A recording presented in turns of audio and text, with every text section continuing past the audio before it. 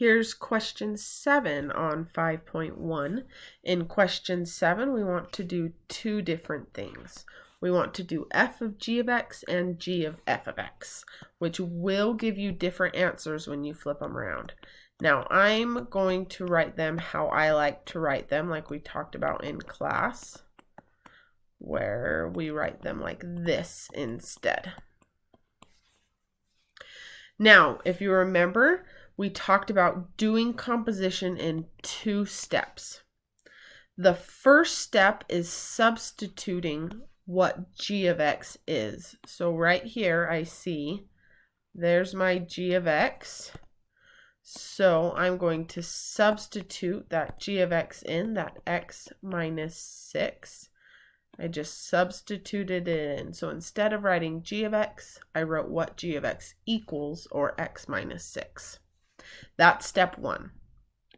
Step 2 is I'm going to write the f equation, but essentially anytime I have an x, I'm going to leave a blank. So here's my f equation. Ooh. Right here. And I start right here. I have x squared, so I'm going to leave a blank squared. Then I have plus 6x, so plus 6 blank, and then minus 2. And anywhere that I have a blank, I'm going to put parentheses and put in what is inside my parentheses from the first step. And that's my answer right there. So let's try that on g of f of x. So my first step is to plug f of x in. So it looks like f of x is x squared plus 6x minus 2. Here, let's color code it just for funsies.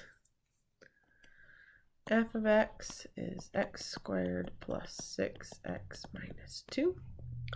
And then I'm going to write the equation for g, leaving a blank anytime there's an x. So here's my equation for g. So it's blank minus 6 right there.